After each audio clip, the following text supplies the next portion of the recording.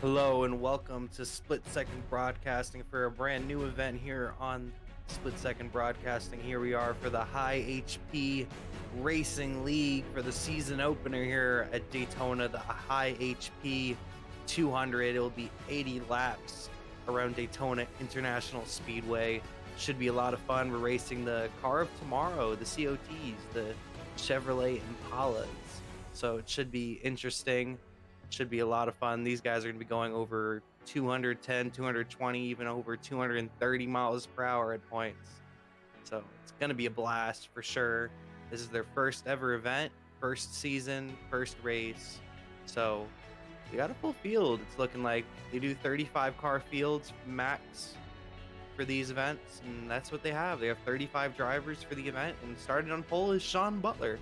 So this should be a freaking blast. I cannot wait for this thing to get going, as they are beginning to line up on pit road. We're going to try to give you the starting lineup here in a moment. This is going to be freaking awesome. You see the Mustang down on pit road. As drivers begin to make their way to their cars. Going to start to give you that starting lineup. Starting on row number 1, we have Sean Butler in the number 2, and then on the outside we have John Furness in the number 51 machine. Then in row number 2 we have Wyatt Tinsley and Jamil Hawkins. Row 3 we have Matt Spalding and Matthew Zwack or Wack. I never learned how to pronounce his last name, so I apologize, Matt, if you look back at this. In row number 4 is Jacob Bransky, and then on the outside is Richard Mendonca. Row number 5, we have Nathan Nicholson on the inside and Colton Salick on the outside. Row 6, we have RJ Williams on the inside and Andrew T. Jones up high. In the next row, we have Brandon Barkuski and Ian Brawning. Row 8, we have Neil H. Myers and Eric Schaefer on the high side. In the next row, we have Aiden DuPont. And then on the outside, we have Daniel Frederick. In row number 10, we have Eric Kepf on the inside and Michael P. Frisch on the outside. In the next row, we have Blake McCandless and then Logan McCanley on the outside. Then we have Justin Bowe in the next row. Then on his outside, we have Hunter Geogin. There's some complicated names out here in this field tonight. I apologize for all the names that I'm butchering. In the next row, we have Stephen Black and Zachary Thornton. Next row, we have Herman Hart and Christopher Heller. Then in row 15, we have Austin Moore and Gabe Allen. In the next row, Frederick Cremines and Gavin Fitzgerald. In row 17, we have Aaron Duclos and Clayton Ward. And then rounding out the field in the number 31 machine in the 35th place is Corey Taylor. We're going to go green flag racing. It's looking like this time by, as the lights are off on the pace car heading into turns 3 and 4 on the inside, is the number 2 of Sean Butler. It might be number 35 on the door, but it is the number 2 of Sean Butler in the Pennzoil Dodge Charger. He's going to lead him down to the green flag. Hawkins in the number 4 will start on his outside, and right behind him will be Tinsley. It'll be interesting to see how these guys start this race off, as these cars are really fast. You're going to see some possible 230 miles an hour racing here in a few moments, as the pace car pulls off and the green flag is out for the High HP 200 in their first ever race. Good start from Sean Butler in the Pennzoil machine. He's gonna jump right in front of the 4, but then he comes back down in front of Wyatt Tinsley. As Hawkins begins to fall back, everybody goes to the inside lane. The number 4 of Hawkins begins to fall back. Sean Butler leads the field right now. Here comes the number 5 of Tinsley. He's going for the lead early. Wyatt Tinsley looks like he's going to take the lead away from the number 35 of Butler. Wyatt Tinsley is going to lead the first ever lap here of the high HP league. Sean Butler right on his bumper. And then in third place now is Matt Spalding. Spalding moved up a couple spots on that very first lap of that number 26 machine. That bright blue car might be 88 on the side, but that is the number 26 with Spalding. As these guys are beginning to line up here in the front, trying to take it easy here at the beginning of this race. But don't tell the number 38. Here comes Matt. Matt's going to fall into the fourth spot right behind the bright blue machine of Spalding. And these guys are going to line up here. The top like 7 or 8 guys right here are all just lined up as the whole field looks like they're beginning to line up. It's a very long race, 80 laps here at Daytona. Like I said, these cars are crazy. I was watching some of this practice, and it was just insane racing. So I think a lot of these drivers just want to save those vehicles for the very end of this race. Like I said, it's 80 laps. It's a very long race here at Daytona. Oh, the 09's up in the wall. You saw it right there on your screen. Neil H. Myers up in the wall in that Wood Brothers machine, but he's able to continue on. We'll see if that damage is going to slow him down at all. I don't really see anything on the right side, so I think he'll be okay. Definitely a close call early for the 09 machine. Oh, and he's sideways, the number 6. And he's spinning, he gets hit. Eric Kepf is involved, Mr. Pink, Michael P. Frisch, DuPont. A lot of big hitters involved in this accident. Wow. What an accident. It looked like Ian Brawning had just lost it in the corner. Like I said, these cars are really tough to handle. They're really fast. And that 6 Red Bull machine, Red Bull gives you wings, I guess. And he just kind of lost it in the corner, and just nowhere to go for a lot of these guys. A lot of big hitters taken out in that. I saw Michael P. Frisch involved. I don't know how badly his car is damaged. I think Eric Kepf, towed his machine, to be honest. You saw the 6 car right there. It was blown up. A lot of damaged race cars out there. You hate to see it. You see Frisch's damage. We're going to try to get you a replay here for you. For the first caution flag of the High HP Racing League here at Daytona. Here you guys are going to see the accident. My bad for the graphic, by the way. The number 6 machine. He just kind of loses it in front of these guys, and Kep has nowhere to go. Frisch has nowhere to go. DuPont and Red Bull gives you wings. He goes flying in the number 6 machine right there. A lot of mangled race cars right there. You hate to see it. Wow. These guys are going to try to continue on. We're going to see who's able to really keep on trucking and continue on in this season opener. And leaders are on pit road right now, and we're going to see some shuffling of positions, I'm thinking. See who can get into their stalls, and wondering what the strategy is here. Being very early on in this run, a lot of these guys possibly trying to fall to the back, or possibly very close on fuel, maybe trying to one-stop it to get to the rest of the way. As like I said, this is a 40-lap race, and I think these cars can make it around 35 to possibly 40 laps on fuel. So these guys are coming in here to top off, possibly to make it to that halfway point at least, so they can try to make it the rest of the way on one stop. If this race goes green, as you saw it right there, they were racing single file, and if they were able to keep it clean, they would have stayed green for who knows how long. So possibly a good strategy here, as it is a super speedway, so you're not really going to gain too much from staying out. You're going to go out there and lead a lap and gain a bonus point for leading the lap, but that's really all you're going to get from staying out here. As like I said, these guys are going to go 220 miles an hour, 230 miles an hour coming into the corners. It's hard to really defend that with the heavy draft. But we're gonna definitely see this race escalate as it goes on. I'm expecting these guys to take it easy at the beginning of these runs. The way it was looking on that last run, they're going to take it really easy at the beginning of these runs, and and really just save their vehicle for the end of the run, end of the race, because these cars are really difficult to handle. This is a really tough racetrack for these cars because of the speed they're moving at.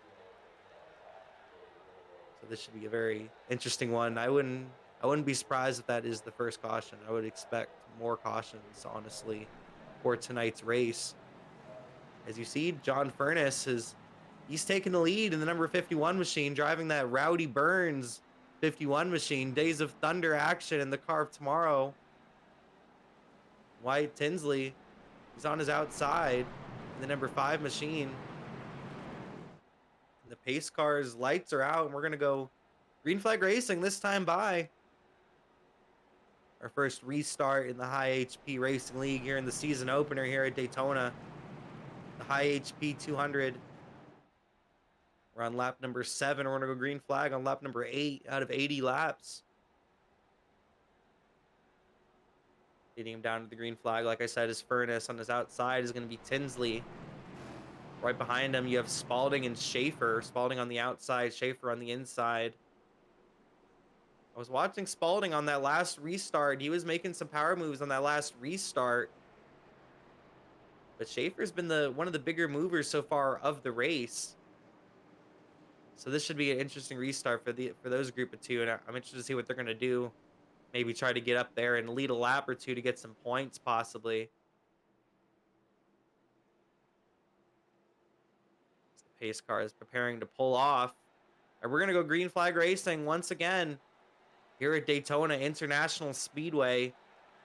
John Furness in that Rowdy Burns machine. Going to lead him down to the green flag with Wyatt Tinsley and the Casey Kane, number 5, on his outside. Actually, that's my bad. I think no Furness is in the lead. Okay.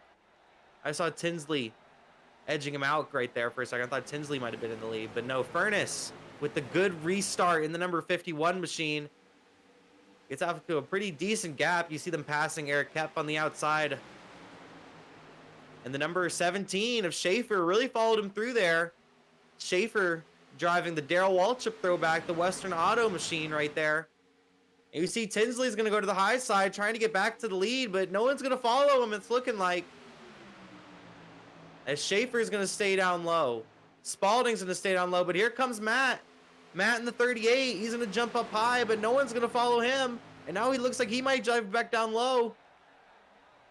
And Tinsley's just a sitting duck up there right now in the 5, and they're 3 wide coming through the tri-oval. Spalding made the move to the inside. And now Spalding's into the second spot, and the 5, Tinsley's in the wall. Tinsley's in the wall. He's going to keep it straight for now. Very close call for Tinsley. Tinsley, who led the first couple laps of this race, almost wrecked out early.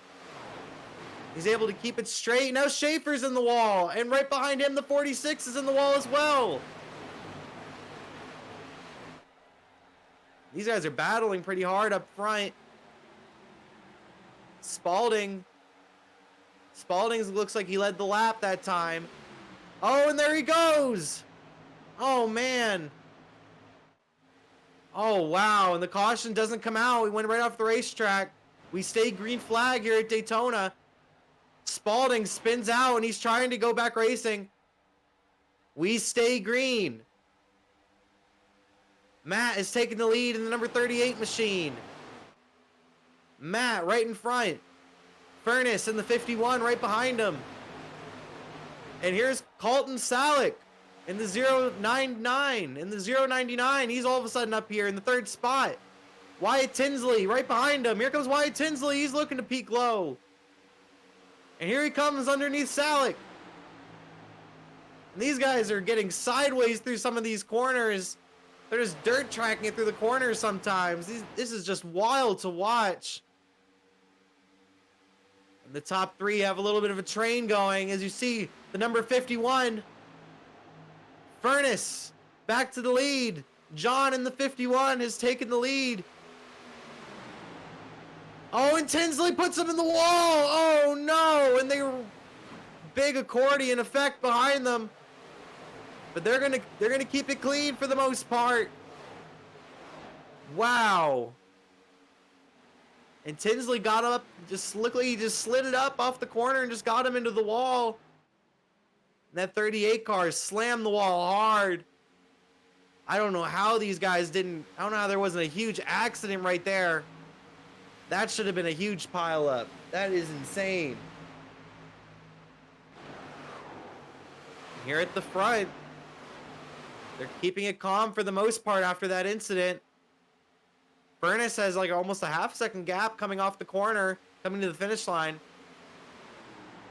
And here comes McCandless all of a sudden into the picture. He's coming up into the picture. A lot of guys we haven't really mentioned all day. Frisch is all of a sudden up here. Where did Michael P. Frisch come from? He was involved in that first accident. The 17's up in the wall now. Look, no, that wasn't Schaefer. I'm getting confused with the numbers. But a lot of craziness going on up here as the Crown Royal machine begins to fall back. That is Logan McCandley. He's beginning to fall back in the number 45 machine. Oh, and Fitzgerald gets loose. And there's an accident coming into the tri-oval. Oh, and here comes Owen Tinsley. Our leaders are wrecking now. Oh, man. This is what I'm talking about. This track with these cars, it's just mayhem. As Tinsley spins around, a lot of our leaders got taken out in that one. We're going to need a list of guys involved in that one because that was insane. The 09 was involved. I saw Neil H. Myers. He got a good amount of damage in his Wood Brothers machine. Wow. A lot of mangled race cars after that one. You're just looking through the field right now and seeing who really got damaged and who didn't. I think the 46 got a little bit involved with that as well. Richard Mendonça, I think he had a little bit of involvement in that as well. You're gonna watch the replay here on your screen.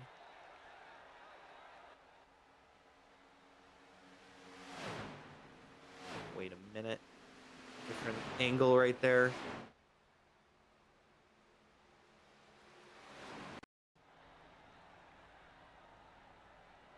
Here we go. Here's a better view of it right here. Here, yeah, and just spins all the way to the inside, and yep, and there's Tinsley. It just stacks up right there. Like I said, these cars are just really hard to handle, and a lot of guys really come flying through there. Bransky involved, it looked like. The number 17, there's Schaefer actually that time, the number 17, and the Darrell Waltrip throwback. A lot of mangled race cars out there.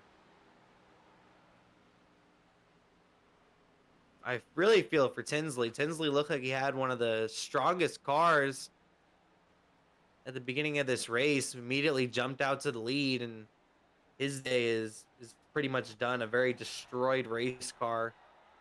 You saw the 35 slam into the side door. Zachary Thornton in the Budweiser machine, a lot of damage to him as well. A lot of mangled race cars out here. Who will survive the day here at Daytona? As it looks like the 51 has stayed out again. John Furness did not pit on that last caution either, so interesting strategy from the 51 to once again stay out, as you see pit road is completely insane right now. Insanity down pit road, as it looked like Cremines was the first one out, actually. Actually, no, Jamil Hawkins actually looked like he edged him, actually, as Hawkins drives past him now. The number 4 machine will take over the second spot. Jamil Hawkins.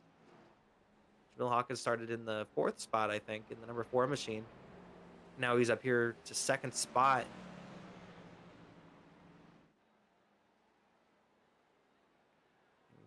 I'm wondering how these guys are really going to handle this next restart, because it's been pretty crazy so far, even with these guys taking it easy. It looks like they've been kind of taking it easy out there, but yet we've still been getting accidents, mainly just from one guy wrecking on the racetrack, and it just kind of accordion effects. Very close, very fast racing. It's really hard to get slowed down in time to keep the cars clean. But these guys are gonna have to figure out a way to do it, so we can get some green flag racing out here as John Furness leads the field. Jamil Hawkins, like I said, was the first guy out of pit road in the second spot. Frederick Kameen's in the number 28. We haven't mentioned him all day. We talk about him a lot over in the Great Lakes series. He's in the third spot. McCandless is in the fourth. And then in fifth, it looks like you have Sean Butler. He's back up here. And right when I say that, Kameen's just came down pit road. Maybe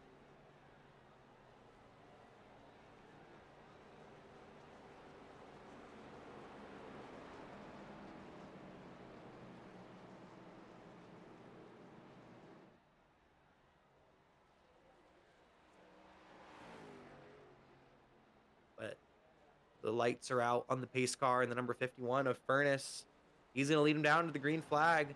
The number 4 of Hawkins is on his outside. Blake right behind him in the 066.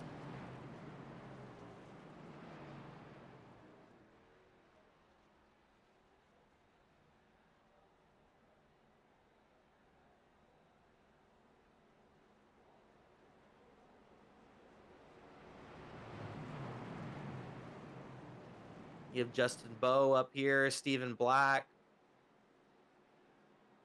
And I'm hearing actually that we're going to go one more lap as the lights are back on the pace car. We're not going to go green flag racing this time by, as the number 51 will lead him around one more time for an extra pace lap.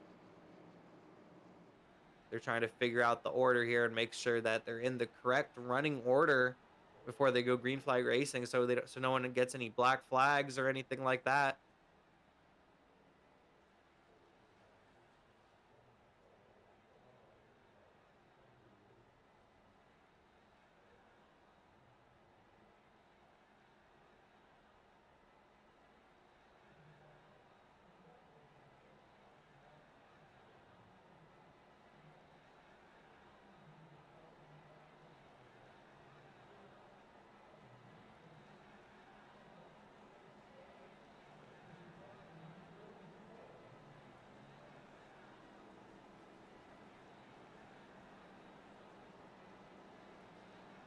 All right, and we're about to go green flag. It looks like now this lap, as the lights are now out on the pace car.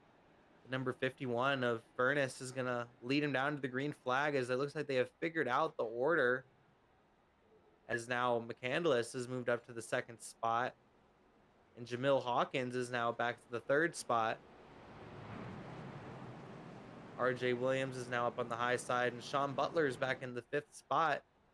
One guy that was glad to see this caution was Logan McAnley, who got into the wall a little bit before that caution and fell back from the starting pack. And now he's up here in the sixth spot in that Crown Royal machine.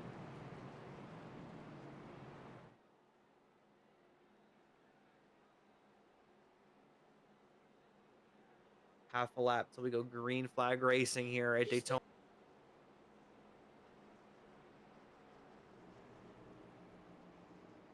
As the pace car comes into turns 3 and 4, and we're going to go green flag racing this time by.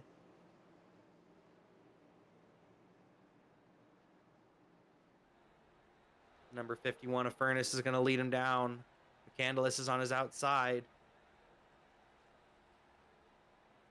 We're on lap number 18 of 80, so we're only a fourth of the way through this thing right now.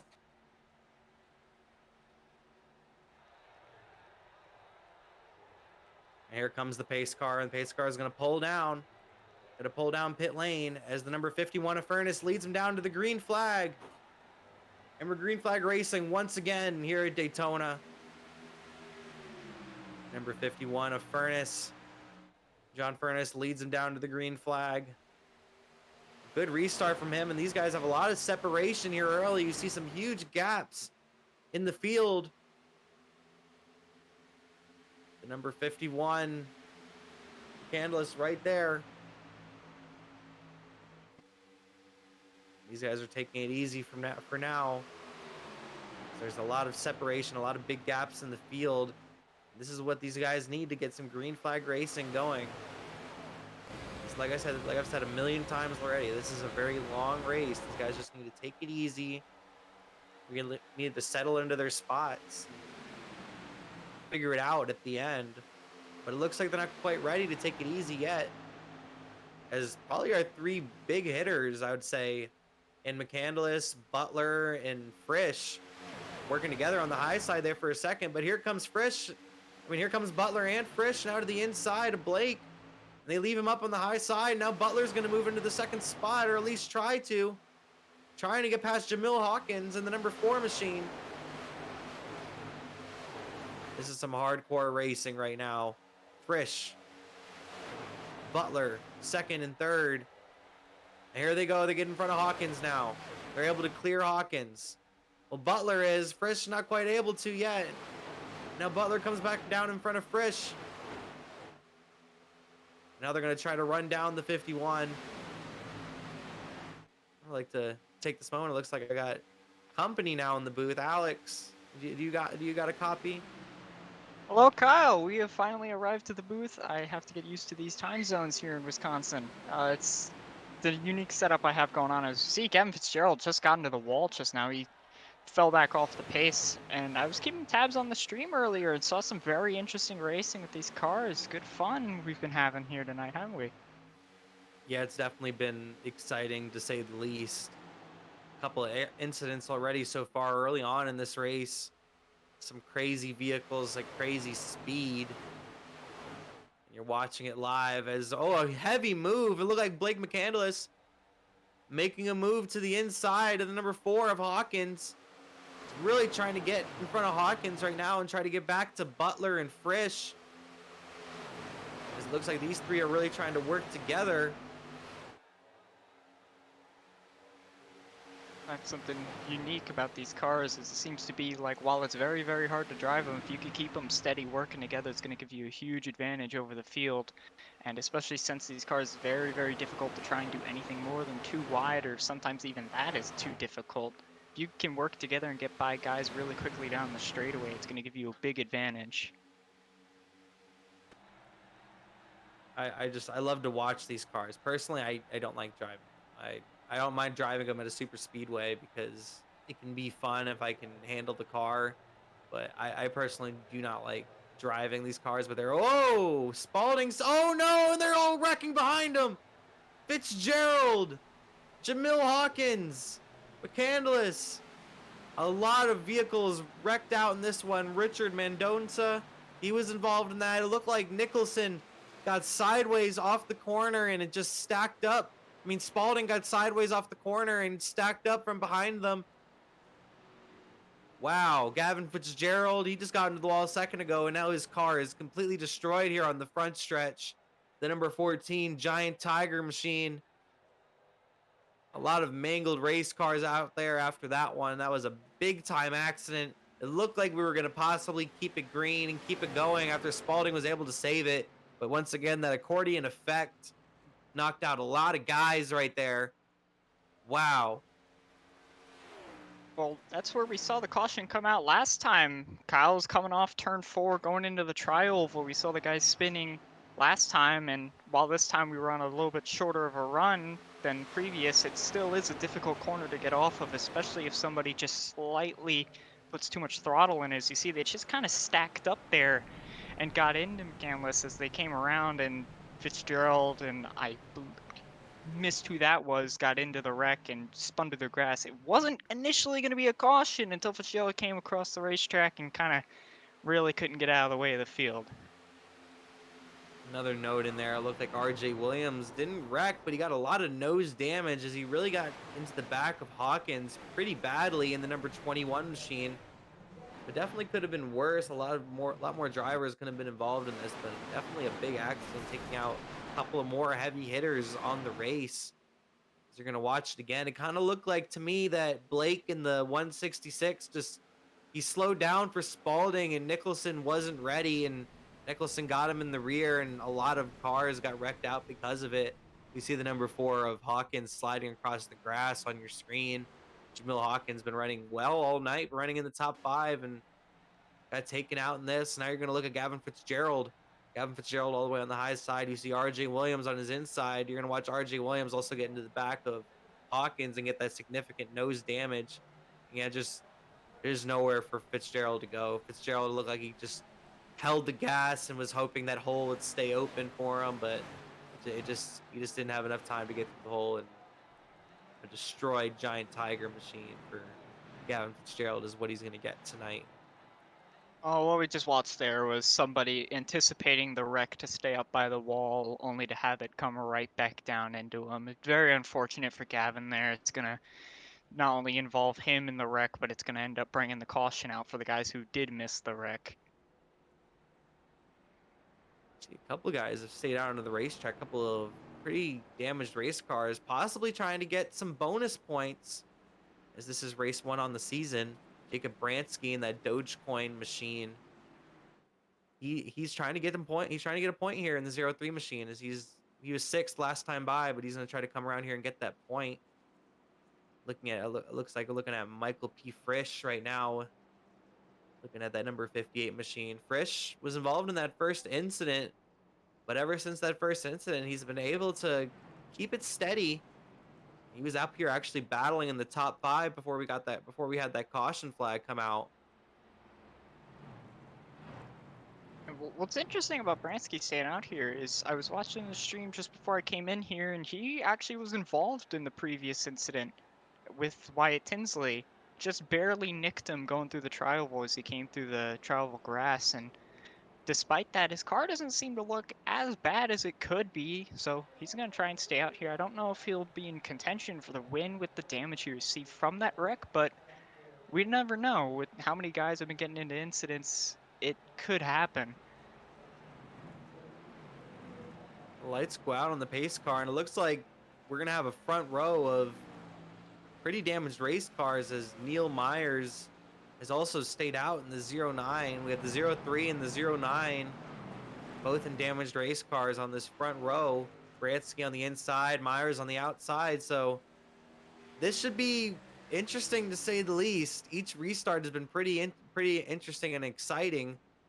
We've seen a lot of big gaps and a lot of big runs on these restarts made, but this one should be the most insane one. Bransky definitely has a decent amount of damage, but his damage is somewhat salvageable. Myers, he has a lot of nose damage on the 09 machine. So that high line is probably going to be moving pretty slow here at the start here. Right behind the 09, you have Michael P. Frisch. I was just talking about him. And then Nathan Nicholson, he's the one going to follow in behind Bransky.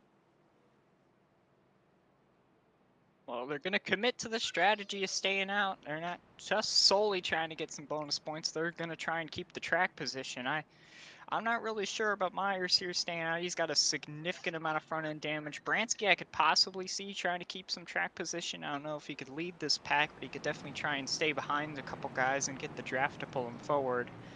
However, we won't know until this restart comes. These cars are very unique and drive very different from anything else on the iRacing service, so the only way we'll know is when we get to the green flag, as the pace car is going to pull off pit road and they're going to come for the green flag. Jacob Bransky's going to lead them to the green. A good restart from the 03 of Bransky. Gets off to a good gap, but like I was saying about Myers, Myers really slow on that restart. Even got a little bit loose.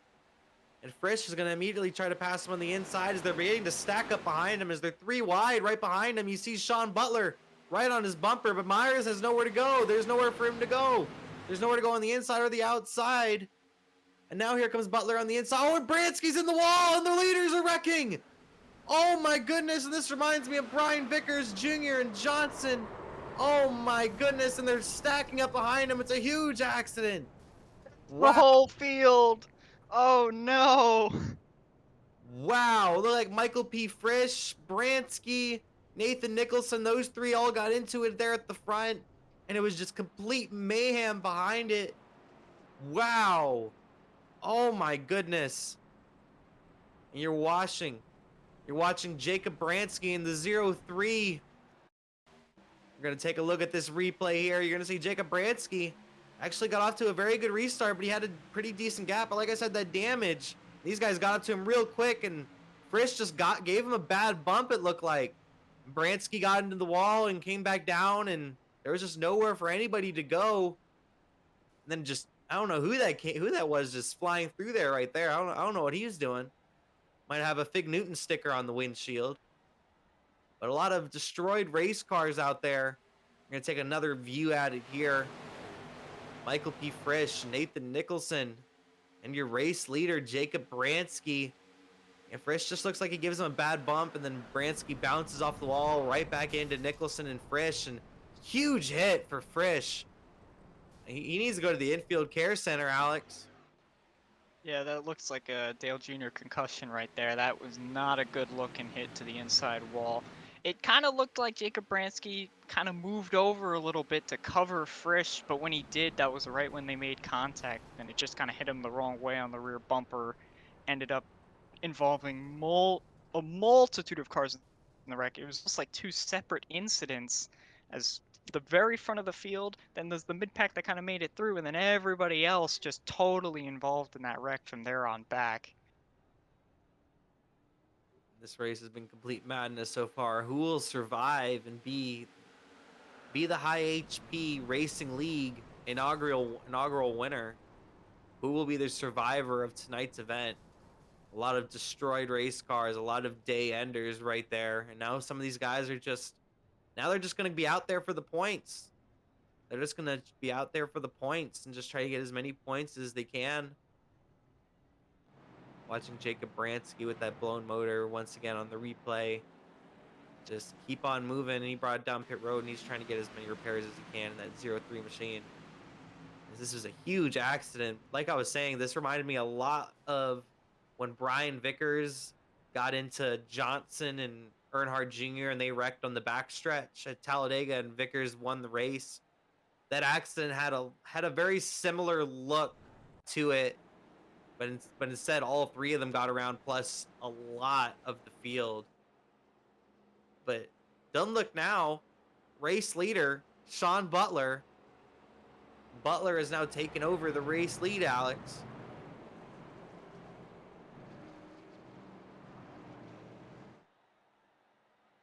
Oh, it looks like we might have lost Alex. Hate to see it. I'm out, Kyle. I think I've got you back now. Yes, Oh, please excuse me. I'm having. And there goes Alex. Looked like he attempted to reconnect with us, and I think he got taken into the void. I'm not sure if he's in the upside down or not right now. But I wish you luck, Alex, in your endeavors. It looks like we're going to go green flag racing this time by. Before we go green flag racing, I want to talk a little bit about the schedule we got for the High HP Racing League. Next week, they go to Phoenix Raceway. Here you go. You see it on your screen.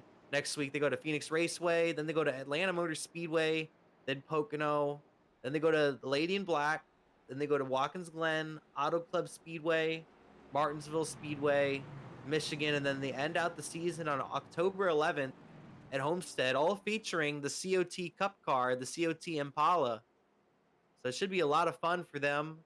This is the one race that we're broadcasting. I don't think we're going to be broadcasting any races in the further on in the schedule, but definitely keep an eye out on the Split Second Broadcasting Twitter feed if we possibly pick up any High HP Racing League races or any other racing leagues other than our Great Lakes Cup Series and Great Lakes Truck Series. The pace car's lights are off. Sean Butler is going to look like he's going to lead him down to the green flag, but I think we're going to try Alex one more time. Alex. Yeah, I just got back right as the schedule came up. Excuse me for the Wi-Fi issues. Their Wi-Fi out here ain't great, but if we do get any more races to cover, I really hope one of them's Martinsville, as I've only really seen these cars at the big super speedways and would love to see them run a short track. Like I said, I don't like racing these cars, but I'm down to watch them wherever. As the green flag is out, the pace car is pulled off, and Butler leads him down to the green flag. Spalding on his outside. A good restart from Butler, and Kermeens right behind him in the number 28 machine. That little bit of right front damage, I'm wondering if that's really going to affect him. It looked like before we got that caution flag, it wasn't affecting him too bad, as long as he stayed in the draft in that number 28. He's moved up to the second spot. That's the highest he's been all day in that number 28. You see Spalding and Furness begin to battle it out for that third spot. Spalding on the outside in the number 88. Bright blue, baby blue machine. Then right behind him, Justin Bowe in the 64. I haven't really mentioned him all day. Now with that incident, we've had a lot of unique names come to the front of the field as we watched that Matt Spalding get basically right reared into the wall almost. That was really close. That could have really been dangerous if he got any closer to that wall. Luckily, he kept it straight, kept it going, and stopped the field from getting into another wreck. Yeah, I just took a look at that real quick, Alex. It looked like Spalding turned into Cremines and got a little bit into his quarter panel and just bounced right off him and went straight into the wall. Great job by Cremines, able to keep his car straight through the tri-oval right there. But more damage to Cremines, so I'm wondering how that car is going to handle that, as he already has a decent amount of damage on that car. But then you see Spalding in the 88. He hasn't lost a step as he's gotten back up to the pack already. As the number 51 of John Furness once again retakes the lead. And look at Neil Myers. I was talking about how slow he could possibly be with all that nose damage, but I'm eating my words right now as he's in the second spot in that 09 machine.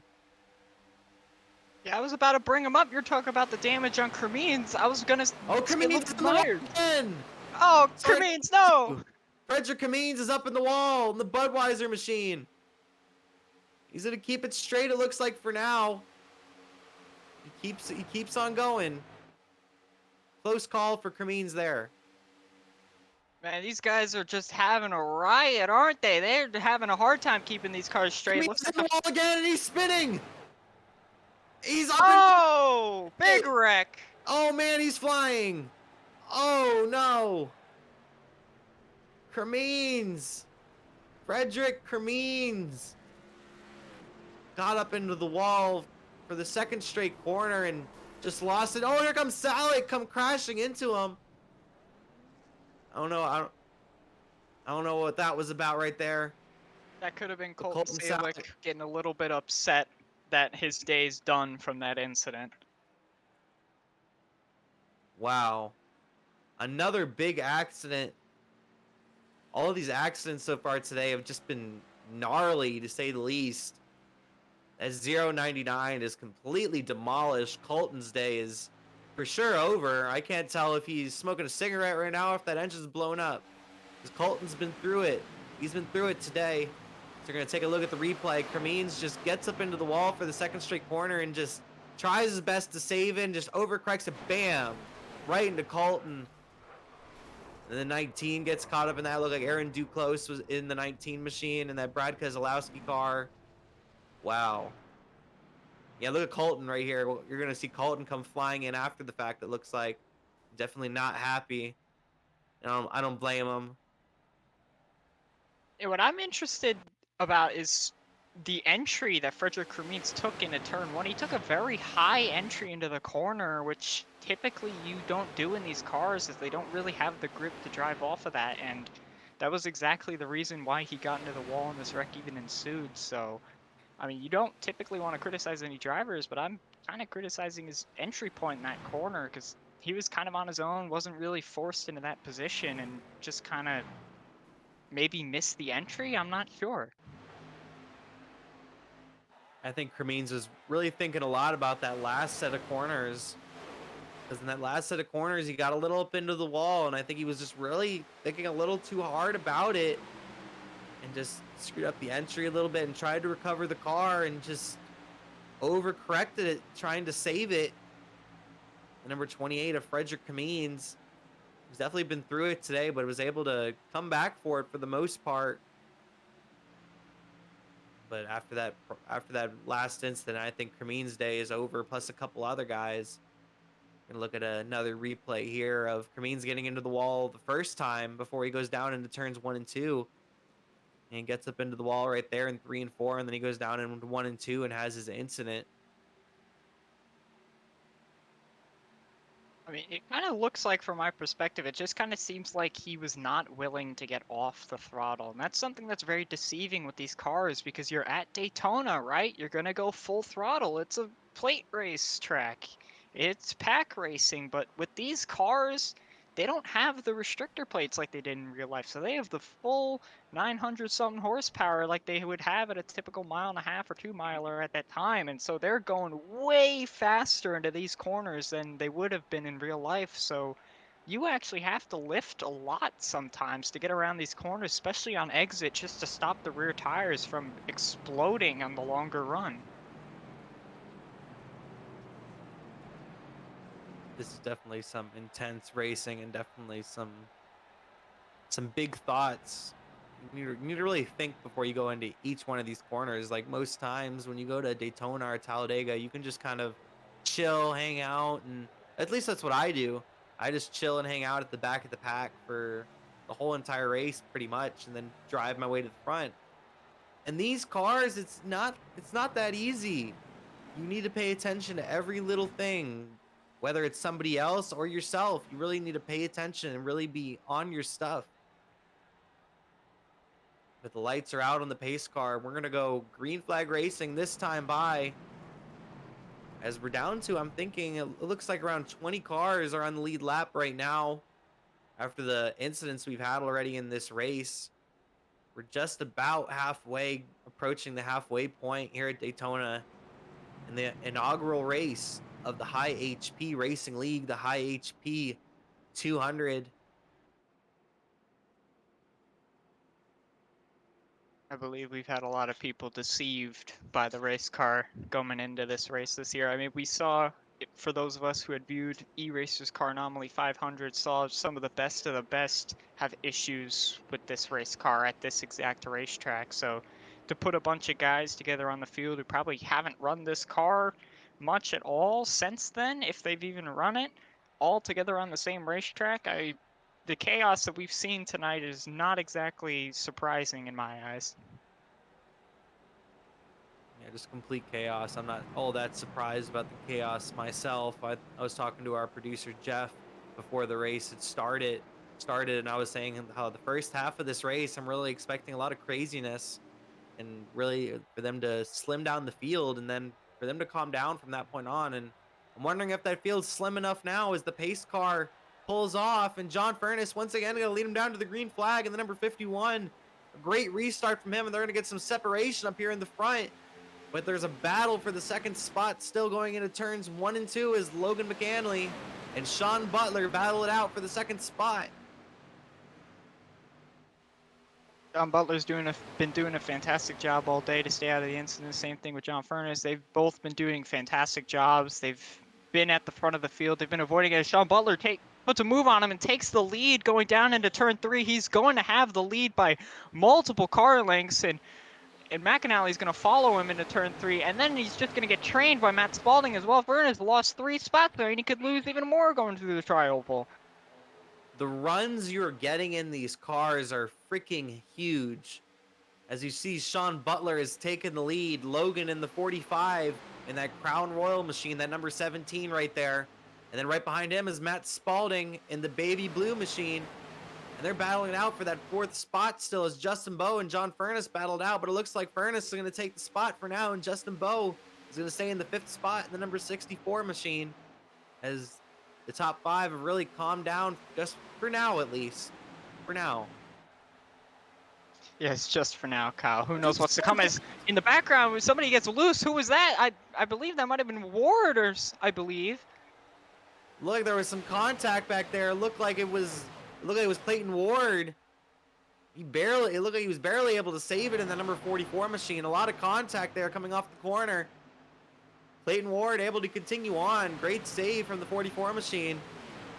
Yeah, that was a fantastic save. That is not a place on the racetrack where you expect to save, especially how sideways he was. A full 45 degrees sideways if he blinks out for a quick second, but he's going to keep going through the field, and Sean Butler is going to lead the field. They're going to start to single file out a little bit. The first side-by-side is for the 6th position. They're going to try and dash around and try and gain some track position, but they could end up losing out on this draft at the front of the field, so they're going to have to watch out on their positioning. That top 3 is really close, really pushing each other hard right now. Spalding, McAnally, and Butler. 1, 2, 3 right there under a blanket. Trying to keep it clean right now.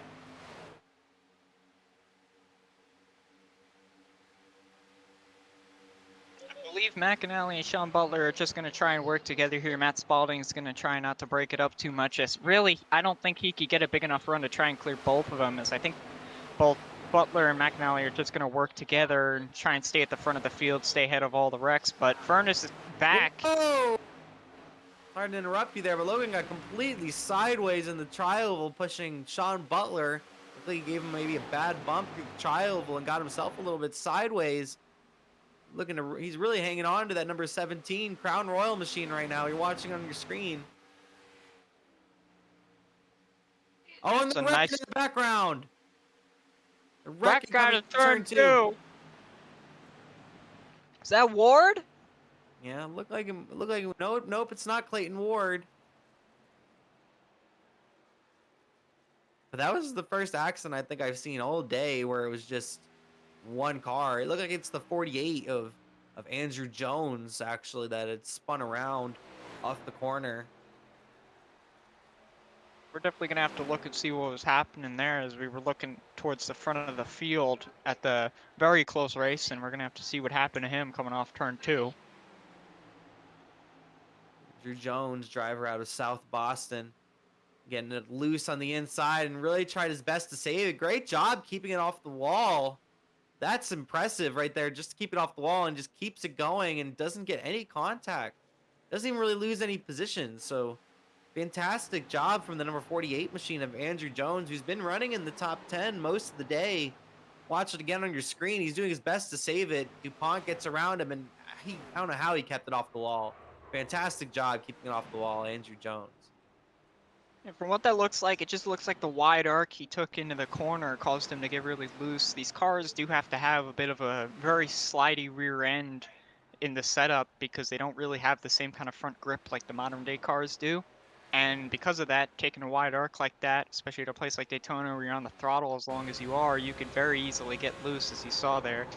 He also did turn to the right a little bit as he went into the corner, which probably unsettled the car as he went to go turn in. And he almost pulled off a Kyle Busch, just couldn't do it, but he managed to stay off the wall, and that's the important part as he avoided any big damage onto the race car. Most of the leaders have came down pit road, but guess who stayed out? John Furness, the number 51, has stayed out again. He's only pit one time so far today, I'm pretty sure. The number 51 machine, I think it was on lap 26 that he came down pit road. You see Sean Butler, I think he might have just gotten a gas and go in the Pennzoil machine. You see a lot of guys just peeling off pit road. Jameel Hawkins comes off pit road. Gabe Allen, Christopher Heller, our Great Lakes wizard over there. Clayton Ward, Logan comes off pit road. Spalding, Justin Bowe, Eric Kep. That's a story I kind of wanted to talk about right before we went green that last time. But Eric Kep, you saw him in that incident on the first wreck. His car was completely destroyed. You even saw him pull off pit road on a caution and go down a lap. But he's kept himself in this race, Alex. How has he done it? Eric Kep. What is fantastic about these race cars is they're so much of an aerodynamic brick that you could have a metric ton of damage as long as you don't have any engine damage and still keep up with the pack. And even then, the draft is so big, you can still keep up even with engine damage. Very impressive job from Eric Kep. If he can even get a top 10, top 15 after today, I would be very impressed with Mr. Pink. But I honestly shouldn't be that surprised. Eric Kep is a very good driver, very smart driver. I shouldn't be that surprised that he's kept himself in this race, trying to max out his points. This is the first race of 10 on the High HP Racing League season, the first inaugural season. First race here today here at Daytona, and we're a little past halfway. We have 35 laps to go here at Daytona as the lights have gone out in the pace car, and John in the 51 has picked the inside lane, and Neil Myers has taken the outside lane. Looks like you got Trevor Bain versus Rowdy Burns right now in that front row.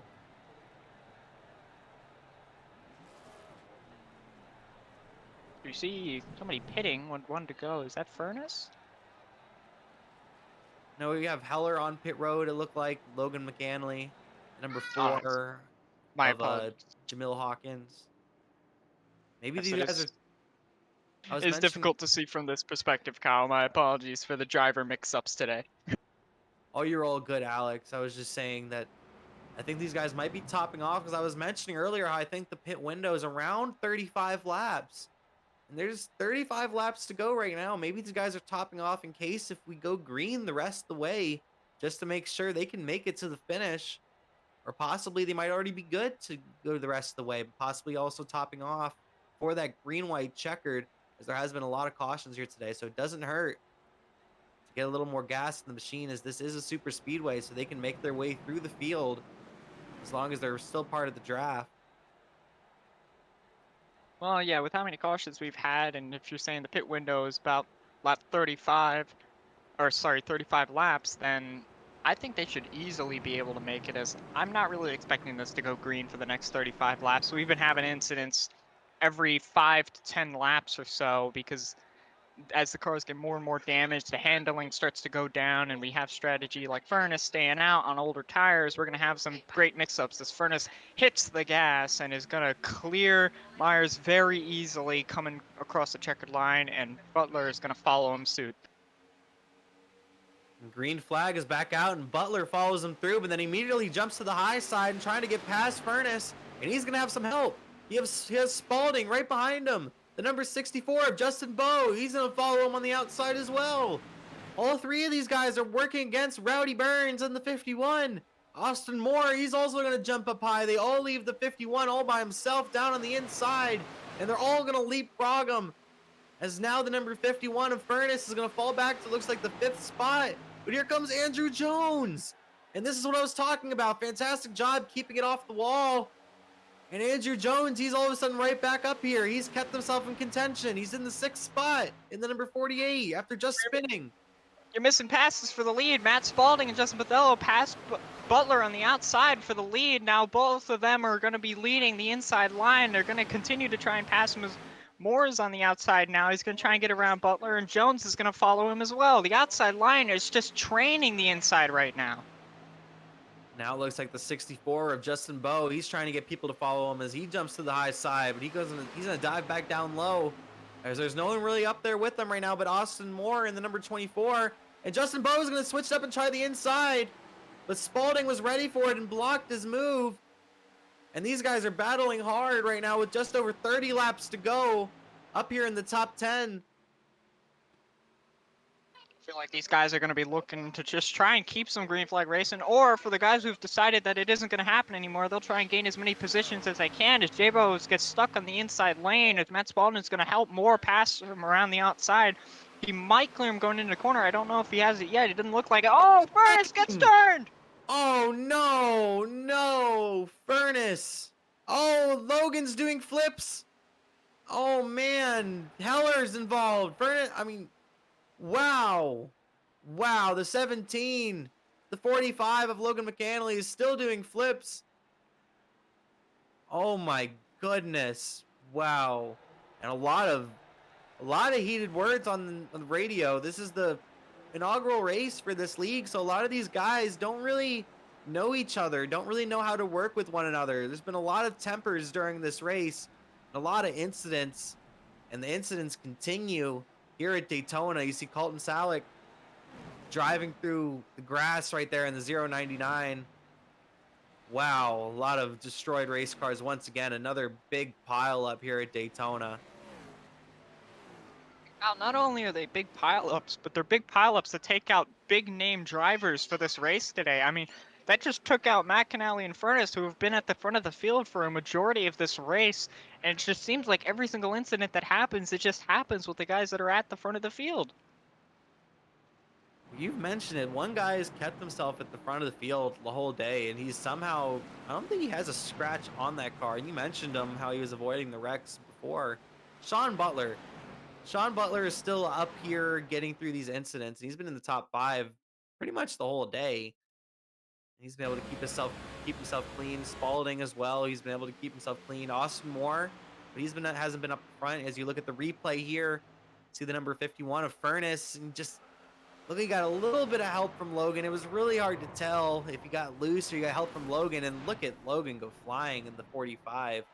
That Crown Royal number 17, and Christopher Heller, after he's already flipping, Christopher Heller gets into the 17 and makes him flip a little bit more. He definitely went for a ride. I don't know how much he paid for his ticket, though. And McNally just got shot out like a cannon in that instance as we're looking at the onboard with him here. But as they go into the corner, he looks to be okay, and then just kind of sucks up to his bumper and just hits him as they're both going up the racetrack for the kind of diamond that is this corner. And wow, that is quite the ride. And then the kicker was when Heller was spinning and got into him and hit him perfectly just so he can flip another 10 times after he was already almost done. And he lands on his wheels, the number 17. We're going to watch another view of it right here. Looking at Christopher Heller, our Great Lakes wizard right here, the number 11, Christopher Heller. He got involved in this incident trying to get through it right here and really hits him hard right there. Looked like that might have been Clayton Ward, who he'd hit pretty hard driving past. And yeah, Heller's day is pretty much done from that point. A lot of damage to that number 11 machine.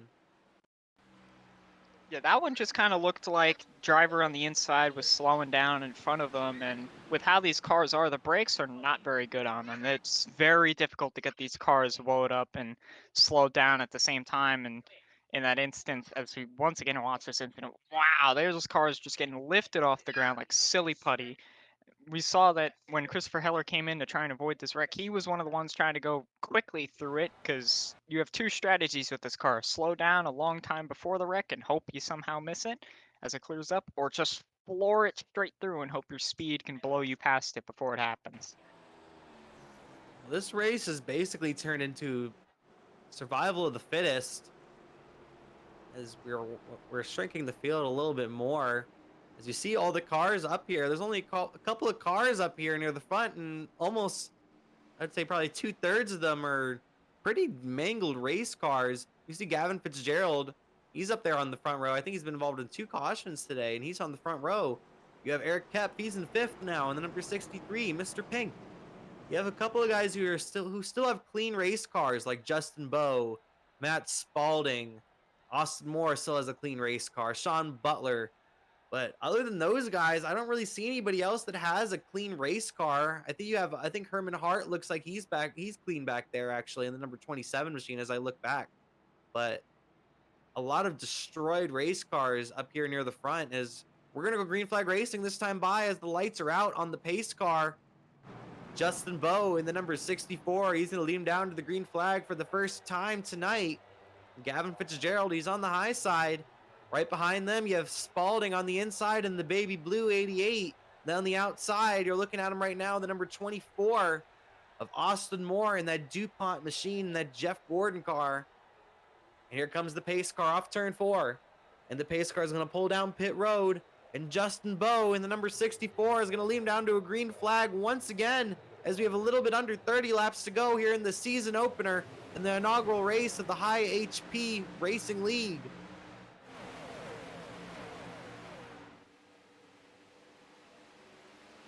You see J-Bo get off to a huge lead on the restart over Gavin Fitzgerald, who led that outside line. Fitzgerald had a lot of front end damage. And where did Sean Butler come from? He's already up to 3rd, trying to pass for 2nd place. He started in the 6th position? How is he already up here coming off turn 2? Sean Butler, a lot of speed on that restart in that COT. Sean Butler in the Pennzoil Dodge Charger, not able to complete the pass and will fall back to the 3rd spot. But the top 3 have a huge gap between the rest of the field. The 4th place driver of Jimmy Hawkins is trying to keep up with them, and Austin Moore, but the rest of the field is far back right now as the battle for 2nd continues. Looks like Matt Spalding is going to pull out to a great lead as J-Bo and Sean Butler battle for the 2nd position now. They're going to single file it out as Sean Butler takes the 2nd position. He's going to get a big run down the backstretch. I wonder if he's going to do anything with it. Austin Moore passes for the 3rd position now. Looks like they're just going to single file in as they go into the turn 3, and the top 5 are going to be a nice single file, I think, as Matt Spalding kind of leaves the bottom open for Sean Butler. He didn't really try and defend that at all. Either that or he just totally missed the bottom by driver error. And that's also going to lead Austin Moore to follow Sean Butler as well, but he wants the lead now. He's going to try to go to the outside of Sean Butler. They're relentless. Everybody wants to lead this field. Everybody wants to be in front of the craziness as Sean Butler leads the field, but Austin Moore was trying to take it going into turns 1 and 2, but now it looks like he might lose the 2nd spot as Spalding's trying to get back up to the lead, as these three are really beginning to battle it out, and these guys need to keep their cars clean, Alex. These are the three clean guys. You have Justin Bowe back there, and then you have Herman Hart. But those are the five cars that are clean right now. So they need to keep them clean for the end of this race. As Spalding gets sideways going into the tri-oval right there, but he keeps it straight for now. Well, there's two mindsets right now. Is not only are they the 5 cleanest cars on the racetrack, but they're the 5 cars that actually have the speed to win this race right now. They're all single file. They're all pulling a gap on the rest of the field, and really all they're racing is each other at the moment, as none of the damaged race cars really have any pace to keep up with them and lead this race. Yeah, damaged car is snuck into these 5 right now. You have Jamil Hawkins, who's snuck in there, who is running top 5 for most of this race, and he doesn't have too bad a damage, I guess you'd say, compared to a lot of these other guys, Jamil Hawkins. But then in the background, you see that yellow car in the background of these 5. That's that 5th clean car I was talking about, Herman Hart. He's been kind of just hanging around the back. There he is right there in the Ollie's machine. He's been kind of just hanging out all day, just kind of waiting to come up to the front, and here he is in 6th spot. Could he be a big spoiler here? I was almost wrecking on the backstretch back there. You saw it. Gabe Allen. They keep it straight, but that was close to another accident here at Daytona. Aiden DuPont, it looks like, was involved. Yeah, that was a good save there to fall to the apron coming off for turn 2 down the backstretch. Looked like a little bit of a side swipe while they were racing side by side to save the race car and avoid it from hitting the inside wall is a great move. And once again, they're side by side for now. What's the 4th position? Hawkins is going to try and take it from Austin Moore. Hawkins takes over the 3rd spot. Now Austin Moore looks like he might fall all the way back to the 5th spot as he has Justin Bowe right there, but Justin Bowe is going to let him in front of him. And they're going to be 4th and 5th right now. Race leader, Sean Butler. Sean Butler leading the field. Spalding right behind him in 2nd. Here comes Hawkins. Jamil Hawkins, the number 4. He's trying to get past Spalding. He's going to need some help, though. He has some pretty decent bumper damage and a little bit of nose damage. Not too bad on the nose. But he really needs some help to really make a move. He can't really do it on his own in the number 4 machine. As these guys are really pushing it hard now, as these guys have really driven away from all those damaged cars. They have a huge gap as Herman Hart has actually caught these guys in the number 27, Alex. Yeah, Hawkins here, he may have the damage, but the side draft is very strong on this race car. It's done a big deal to allow a lot of these guys to gain some positions. And that's Spalding gets a little bit loose coming off turn 4. And while he isn't going to gain the position this time by, if Sean Butler gives him enough drafting help down the back straight, I imagine he can get it, especially if he gets to the inside of Spalding. Yeah, Hawkins, Spalding, Butler, Justin Bowe, Austin Moore, and Herman Hart. If we're able to keep this race clean, this could be who wins the race. But also, I'm really thinking about it. Someone like Justin Bowe, I'm looking at him. Looking at the last time he came down pit road. He's really close on fuel. He's gonna be really close on fuel if we go green the rest of the way. I still think he will make it, but he's definitely the one that's to watch out for when it comes to fuel. The rest of these guys, they're good. They all came in on lap number 51. They're all good on fuel. They can all make it the rest of the way. As Butler leads the field, Spalding's right behind him. Hawkins in 3rd spot. Like I said, he has a damaged car. He's the only damaged car out of these 6 guys. So if he wants to make a move, he needs help. And we're gonna send it out for a quick crank it up before we get to the end of this race. So turn up the volume on them engines.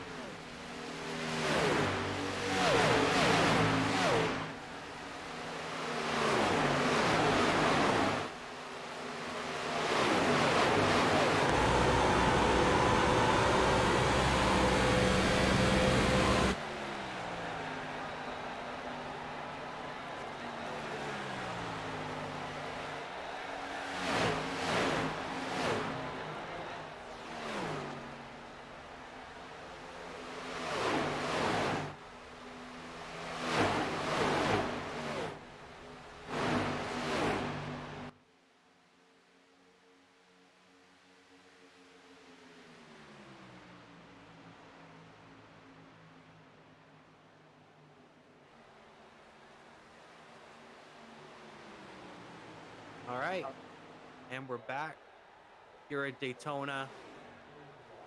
Like, quick crank it up. We have just over 15 laps to go. You saw on your screen the top two have kind of separated themselves a little bit from the rest of these guys. Spalding and Butler put a little bit of a gap between themselves and third place. As Justin, oh, and the lap car gets into the wall right in front of these guys. The number 17, you see him slow on the high side. He's able to keep it straight, but that was close to disaster for some of these leaders. But as I was saying, Justin Bowe and the number 4 of Jamil Hawkins had switched positions. And I think that damage is really beginning to affect Hawkins now as everybody's beginning to have a little bit of a gap between them at this point. So that damage is really now beginning to affect Hawkins. And drivers like Austin Moore and Herman Hart I see back there, they need to work together. And they need to work together to try to get up to Justin Bowe and try to get back up to Butler and Spalding. Because Butler and Spalding right now are working together. That way at the end of this race, the battle is just between themselves. They don't have to worry about Justin Bowe or Austin Moore or Herman Hart or Jamil Hawkins or any of these guys. They can just battle between themselves and figure out who wins the race. Well, honestly, Kyle, if I was in Sean Butler's position right now, I kind of almost want to back up Matt Spalding a little bit to J-Bo, as that's going to allow them to battle and keep him ahead of the two of them, as in this kind of two-car tandem right here, the car in the second position has the easiest job in the world to pass you with how big of the draft is, especially down the back straightaway at this racetrack.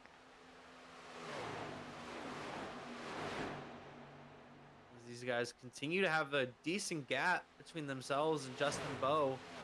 Austin Moore and the number 24 is beginning to catch up to Justin Bowe, and maybe these guys can work together and get back up to Spalding and Butler. As you saw in the background, Herman Hart's making his move on Jamil Hawkins, trying to get himself into the 5th spot. And then your 5 clean race cars are right there in the top 5 at that point.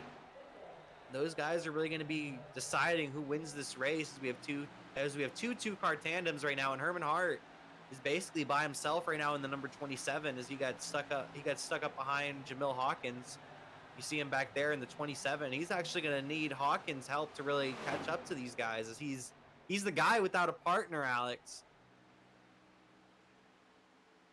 Yeah, Hart here he really hasn't had the greatest pace all day. I'd say he's been in the back of the pack, but I mean, he's kept his race car clean and he's in battling for that 5th position with Hawkins. And while they're starting to lose the draft from these guys, it could also be an advantage, because we've seen how many times drivers have crashed even with just 2 or 3 cars in a single pack. He could end up with a fantastic spot or even a win if these guys start to tangle up later on in this race.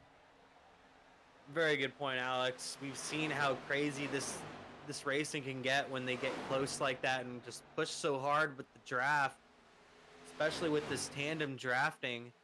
These top 4 guys get into it on the last lap.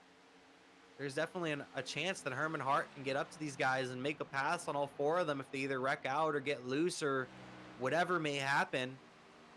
You see it on your screen. Sean Butler has a pretty decent lead right now as Spalding has dropped back to Justin Bowe to try to get a push from him. And Austin Moore is right behind him, so I'm thinking that these 3 are going to come like a train on Sean Butler here in a few laps. Yeah, I was watching it. It kind of looked like Matt Spalding had backed off of Sean Butler's bumper to try and get his rear bumper to Justin Bodello, and a hope that he could get a big enough run on Sean Butler, which should be pretty easy as the lap car goes really out of the way, almost to the inside wall. That was a weird one. And they're going to try and tag team up and try and get this huge run on Sean Butler and just clear him as a team together. But with Austin Moore tagged up behind them, that could become a little bit more of an issue than they would hope. Yeah, these 4 guys, they're going to be the guys really deciding who wins this race, as I don't think Herman Hart's going to be able to get up to these guys, unfortunately. They're going to decide who wins this race. These 4, Butler, Spalding, Justin Bowe, and Austin Moore, battling it out for the win as we have 10.5 laps to go, approaching 10 laps to go here at Daytona for the inaugural race here in the High HP Racing League, the High HP 200. Who will be the first winner of this new racing league? Spalding's up in the wall. Oh, man. He took such a wide exit. It got up into the wall. I'm not sure what happened to Spalding there. And they're wrecking in the back. They're wrecking in the back going into turns 3 and 4.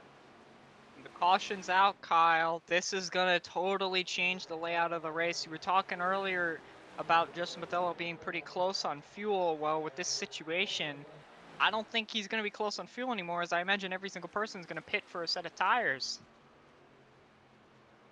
Yeah, imagine it would be the smart thing to do to really come in and take tires, as a lot of those guys are getting really squirrely at the end of that run. You see Eric Schaefer there in the Darrell Walsh throwback. He was involved in that incident. A lot of damage to Eric Schaefer. He's been involved in a couple of accidents so far today. But this makes it really interesting because at this point, I wouldn't count out the damaged cars at this point now, because we're gonna have a late race restart. Anything could happen, and I don't think these guys that are all clean are really gonna work together. As you see the replay here, oh wow, Schaefer went for a hell of a ride.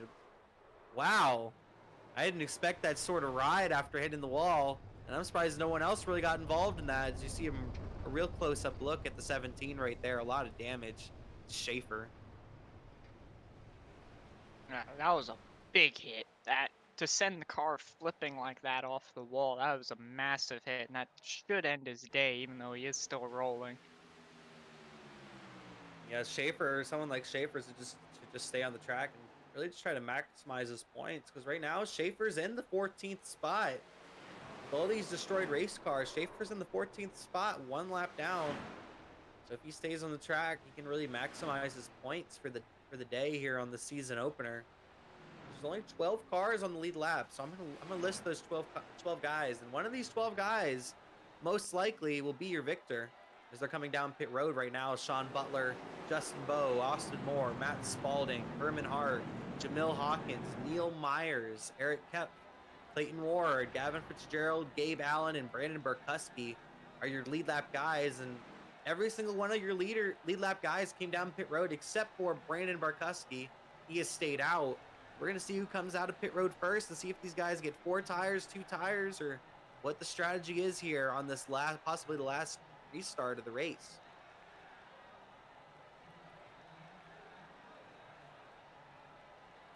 Butler's going to get off first. It looks like Austin Moore is going to come out second. Justin Bowe is third. Spalding. Looked like Neil Myers then got out. Win this race, tires, the cars is huge, and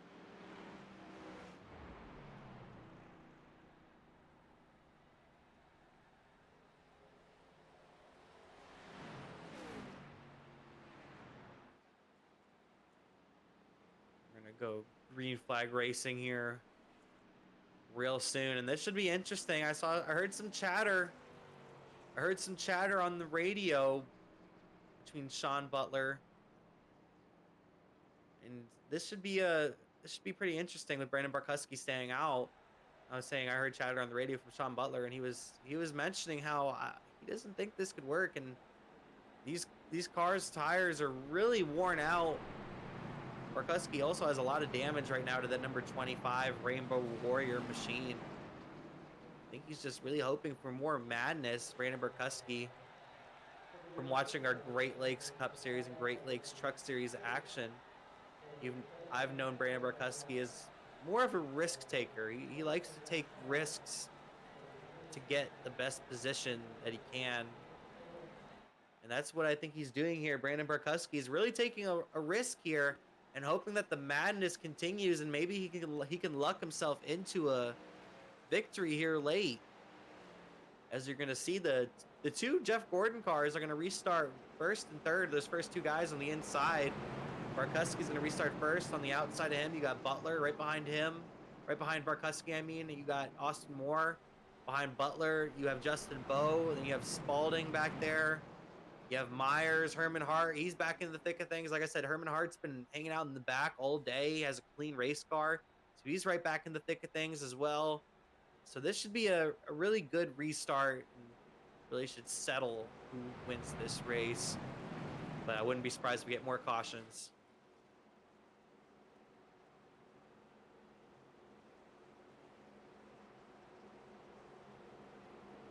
Lights are out. Pace car's about to pull into turn 3, and we're gonna go green flag racing, possibly for the last time. We're gonna go green flag racing with 6 laps to go. Brandon Barkuski and the Rainbow Warrior number 25 is gonna lead him down to the green flag.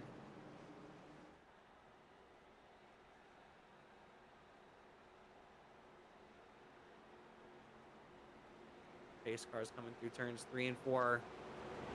A lot of build-ups, possibly this last restart. A lot of drivers are antsy for this one. This should be fantastic as the pace car pulls off of turn 4. Pace cars are going to pull down pit road, possibly for the last time, as Brandon Barkuski leads him down to the green flag. It's back out with just 6 laps to go, and Butler's going to go flying by on the outside, and Barkuski's really going to back up that inside lane, and they're going to be 3 wide, heading into turns 1 and 2. Spalding in the middle. Myers is all the way up high. Sean Butler leads the field. Sean Butler leads. Justin Bowe right behind him in second. Austin Moore is in third. Spalding fourth. Sean Butler leads the field, but Justin Bowe is going to get help from Austin Moore on the high side. But now Austin Moore leaves. He leaves Bowe on the outside all by himself. Justin's all by himself up high now. Sean Butler leads the field. Austin Moore jumps into second. Spalding's right behind him in third. Spalding peeks his nose underneath Moore. And now Spalding's trying to take away the second spot.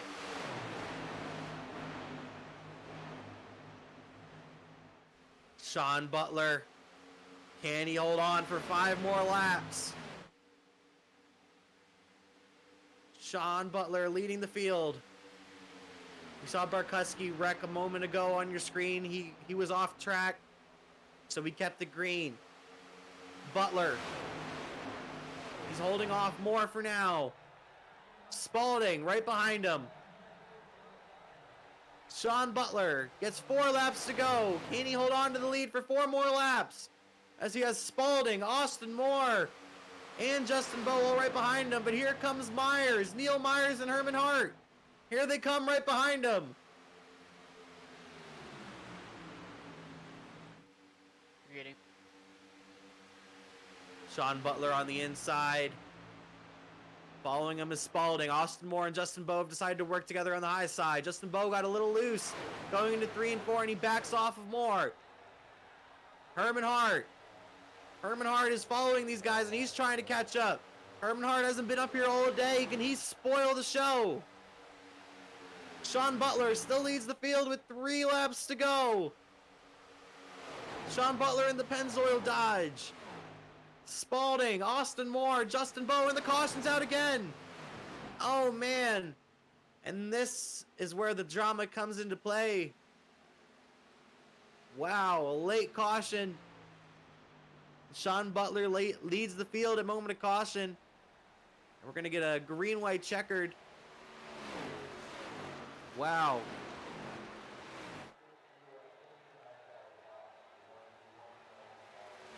Some great racing. They're late. And the way it works here in the high HP Racing League, they get 3 attempts at a green-white checkered. And the way this race is gone, I would not be surprised if we end up using all 3 of them. As you look at the replay here, you see Jacob Bransky in the Dogecoin machine on your screen right here, and wow, that was super netcode. I've seen some netcode in my day, but not like that. Wow, he just drove right under him. That was impressive. He just made him bounce like a basketball. There was like a whole 2 yards between these guys. Let's take a look at this replay once again here. You see Bransky on the inside, and I think this is Christopher Heller flying past him on the outside. Look at all that space. There's just so much space between them. I think Heller might have ended up getting him either way. It looked like Heller got sideways off the corner. That damage might be affecting Heller in the number 11 machine, but a lot of damage to those 2 cars, Heller and Bransky. Definitely 2 fantastic race car drivers right there, and you hate to see them out of the race so early being wrecked out earlier on. They've been able to keep it out there and really trying to maximize their points day.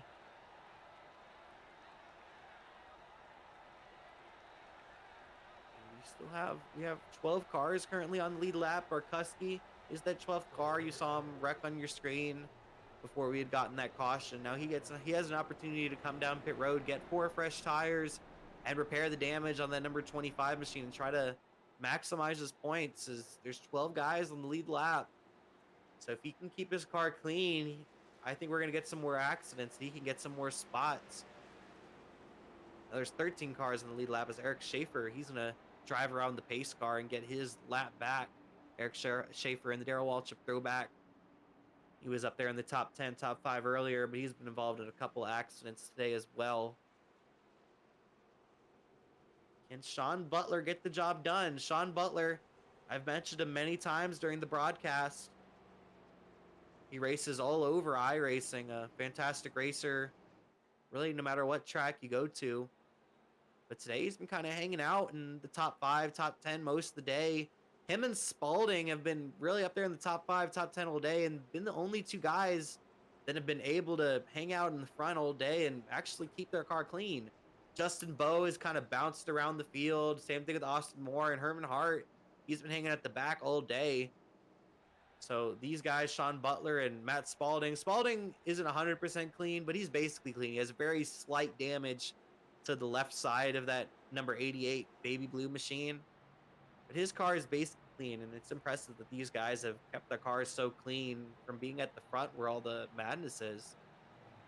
As you look at their 2 vehicles, they've been running up near the front all day. You see Austin Moore there in the 3rd spot in his Jeff Gordon machine. Austin Moore looking to have a good run. Justin Bowe in the 4th spot. He's been bouncing around the field most of the day, but he's here in the front at the end. And then you have Herman Hart.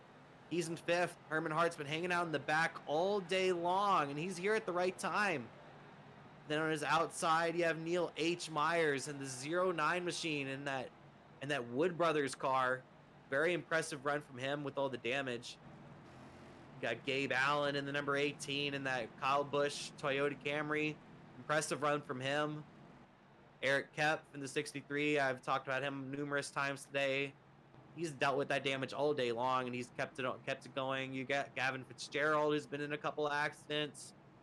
And then you have Jamil Hawkins on the outside of him, rounding out your top 10. Hawkins is very strong. I think out of all the guys with damage, I think Hawkins is the strongest vehicle, I'd probably say.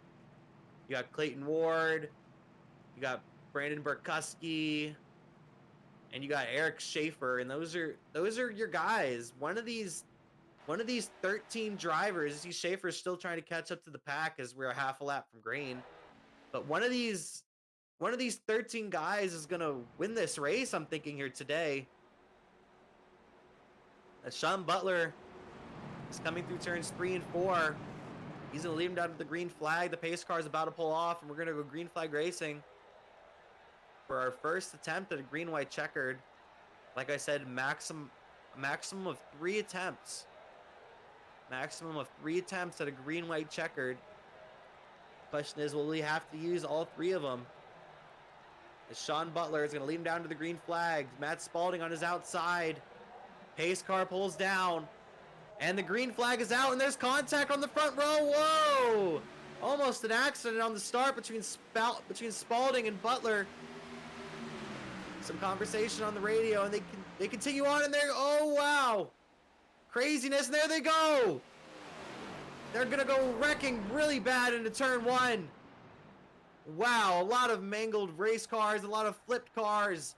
Barkuski flips it over. Look like the 09 of Neil H. Myers got a little loose on that restart. And just, once again, that accordion effect has been so huge here today. With all the speed and the handling in these cars, it's been really hard to slow down and avoid accidents. And a huge pileup behind our leaders. You're going to take a look at the replay right here. Brandon Barkuski's up against the wall, and it looks like the 09 gets loose, and then it's 4 wide for a second there, and Barkuski turns left. And it looked like he might have gotten into the door of, it looked like that might have been either Herman Hart or Gabe Allen. He actually got into the door of right there, Brandon Barkuski. And he actually got into the door of Herman Hart a little bit right there. That's Herman Hart's first damage of the day right there. A little bit of door damage. But huge pileup as Barkuski goes airborne and Clayton Ward also goes airborne. A very violent accident for a couple of drivers right there. But it was just asking for trouble. 4 wide right there, and the 09 got completely sideways, and there was just no avoiding that. Hawkins got a pretty big hit as well. The number 4 machine, Jamil Hawkins, we've talked about him most of the day. He took a pretty big hit out of this accident. But it looks like for most of these guys, they're just trying to keep on and maximize their points. It seemed like the entire field there, if my voice is returned. It looked like Alex returned for a second, but got once again sent to the void. We apologize for. I'm changing it to voice activity now. I believe I am now fully back. My button seems to have broken on my mouse and it refuses to let me hold it down. All right, so what do you think's going on here late, Alex? Well, it seemed like if that last restart is anything to say, is that these drivers are going to wreck all the way to the checkered flag. This has been an insane race, a lot of accidents, and it's really all about just keeping clean. Because those guys up at the front, they've kept their cars clean, and they have more speed than these guys with damage. So it's been very impressive from them to keep their cars clean, stay out of the accidents. Can they keep their cars clean just for a few more laps? As I'm looking to see if the lights are going to go out in the pace car when they come past the start-finish line this time by. And we'll get our second attempt of possibly 3 attempts at a green-white checkered. Like I said, our undamaged race cars or cars that are hardly damaged are your top 5 guys. You got Sean Butler, Austin Moore, Justin Bowe, Matt Spalding, and Herman Hart. But while we have this opportunity, I'd like to mention our sponsors. The telemetry that you see today for this race is brought to you by SDK Gaming. The telemetry for today's race is brought to you by SDK Gaming. And then all the cameras you see, all the custom cameras you see today are from Track Cams for Gourmets. That's Track Cams for Gourmets. For all your custom camera needs, go to trackcams22.com for all your custom iRacing cameras. And we thank y'all for sponsoring the broadcast. As we're going to go green flag racing this time by, as the lights have gone out on the pace car. Sean Butler is going to lead him down to the green flag. Austin Moore is going to be on his outside. Justin Bowe is going to follow in right behind Butler. Spalding is right behind Austin Moore. And then you have Herman Hart in the 5th spot, that 3rd guy on the inside. Then you got Gabe Allen on the outside of him, who doesn't have too much damage, but a little bit of damage to that number 18. Then row number 4, you have on the inside Gavin Fitzgerald, and then on the outside of him, you have Neil H. Myers, who's been through about everything today. Then Eric Kep in 9th, Jamil Hawkins in 10th, Clayton Ward, Brandon Barkuski, and Eric Schaefer round out your guys on the lead lap. Today's definitely been one chaotic race for today, and the 4 drivers who have seemed to survive damage because Matt Spalding had gotten into the wall a little bit earlier are looking to hope that they don't get each other wrecked on this hopefully last restart of the race. Yeah, I'm hoping this is the last one we got right here, because these guys are ready. We have a lot of fast guys up here at the front. We can have a really good race for the finish right here, as the pace car is about to pull off, and we're going to go green flag racing, possibly for the last time, for attempt number 2 at a green-white checkered here in the inaugural race of the High HP Racing League in the High HP 200. Green flag is back out. Green flag is back out for Sean Butler, Austin Moore, Matt Spalding in the field. Who is going to get the job done, as Sean Butler is going to lead him into turn 1. Can they keep it green for one more lap and make it to the white? Sean Butler really is a sitting duck here as far out as he is. Justin Mathello is going to try and get a big run on him and pull to his outside down the back straightaway. He's definitely going to get that run. He's all the way outside of him. He's ahead of him now. Is he going to be clear going into turn 3? He is. Sean Butler is going to have to fall back to the 2nd position, but it's not over yet. Justin Botello is going to lead the field going on to the final lap coming out of turn 4, but Sean Butler is going to look to see if he has any contention for that, as he's going to pull to the inside through the tri-oval and lead that lap, I believe. And now Matt Spalding's going to pull to the inside, and Austin Moore is going to follow. Some big time battling for the lead. A great move by Justin Bowe on the back stretch, but Sean Butler comes back with even a better move on the front stretch. Sean Butler leads the field. Matt Spalding right behind him. Austin Moore in third. Justin Bowe in the 4th spot. And here comes Hart. Herman Hart. He's going to try to make a charge late here on the final lap, but he's in the wall. The top 3. Who's going to get it? Sean Butler leads. Spalding's right behind him. Can Spalding make a move? He's not going to get there. And Sean Butler is the first winner in the High HP Racing League. Wow. Sean Butler gets the job done in the Pennzoil Dodge. Matt Spalding is going to destroy him so that he can't do any donuts over the line. Sean Butler ran a fantastic race tonight. Some would say almost perfect. He did a fantastic job and definitely deserves this win tonight. Sean Butler gets the job done, and he's your first ever winner as the fireworks go off of your High HP Racing League. He wins the High HP 200 here in the COTs at Daytona. Congratulations to Butler, and we're going to try to maybe get you an interview with Butler as he's going to go down and burn the house down in the number 35. What a race. A lot of mangled race cars, and whoever came out clean was probably going to be your winner. As Sean Butler is burning the house down. He's going to do some donuts in the grass over the Daytona logo. Classic.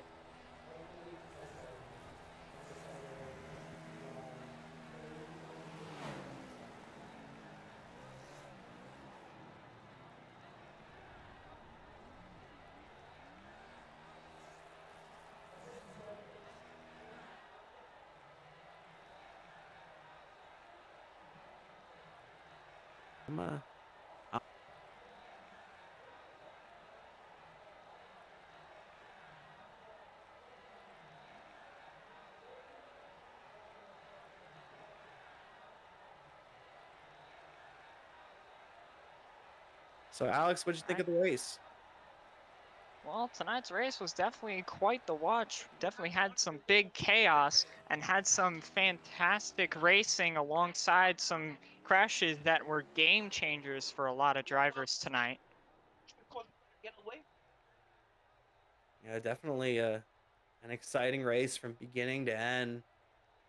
A lot of accidents, some definite strategies, and tires definitely played a factor. Definitely played a bigger factor than I thought they would tonight. And Sean Butler was able to keep his car clean up until he passed the start-finish line and Spalding put him in the wall. But he was able to keep that car 100% clean all night, and I think that's why he ended up in victory lane, Sean Butler.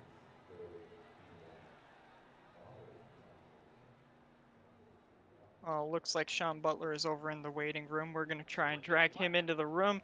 Sean Butler, our winner. Oh my God, I just hit the power. Oh, I don't know.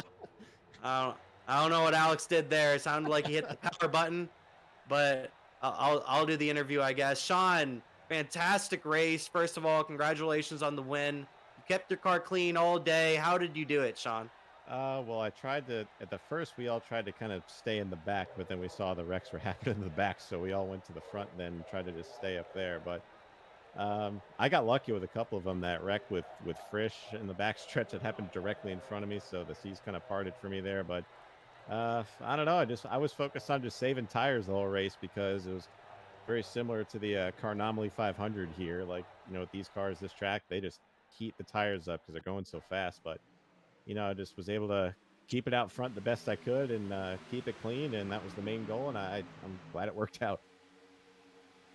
Yeah, I was part of the Car Anomaly 500, not actually part of the race, but the qualifying, and I was never able to make it in. I enjoy watching these cars race, but personally, I do not like racing them because I just struggle. But you performed your magic out there, Sean. You did some great racing in those last few laps. on that last restart there, what was going through your mind when you and Justin were switching back and forth for the lead?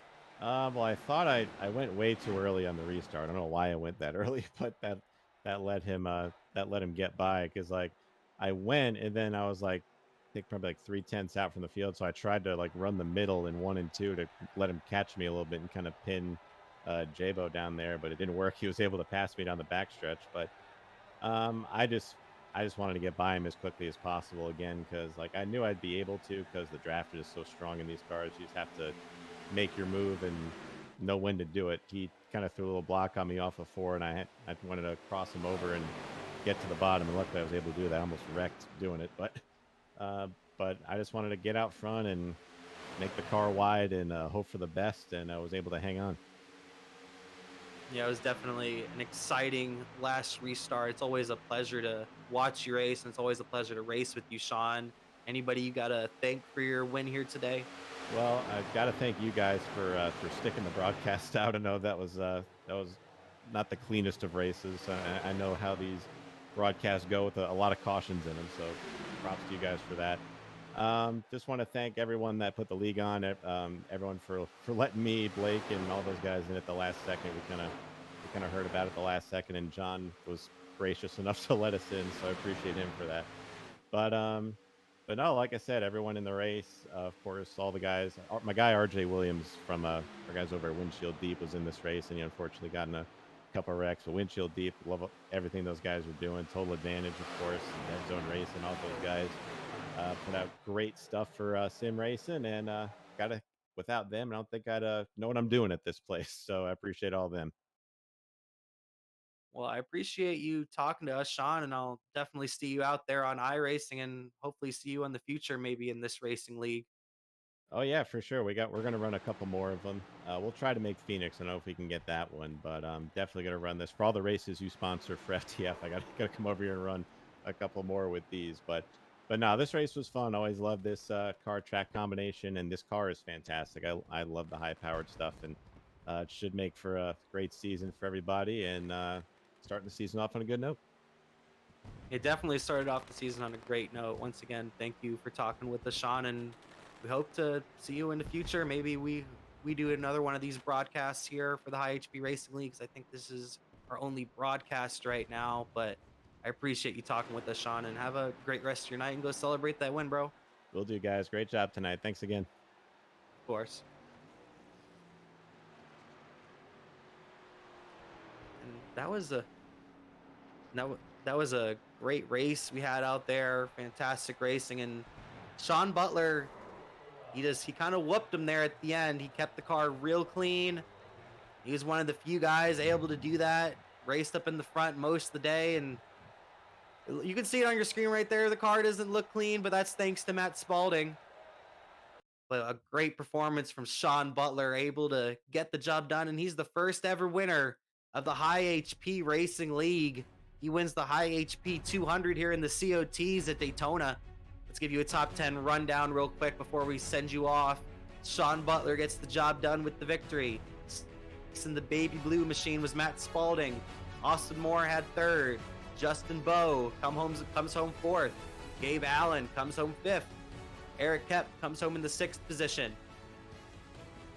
You have Herman Hart, Gavin Fitzgerald, Neil Myers, and Clayton Ward rounds out your top 10 in the first ever race here for the High HP Racing League for the High HP 200. And I appreciate all y'all tuning in, and once again congratulate to Sean Butler on his win, and he was the survivor of the evening. And good night, y'all, and I will see you guys for the Great Lakes Truck Series tomorrow. Same time, so it'll be 8 o'clock Eastern time for the Great Lakes Truck Series. We will be at Coda tomorrow. And then on Thursday, we will be back for the Cup Series, so I will see you guys for one of those two. And have a great night. And once again, thank you for tuning in.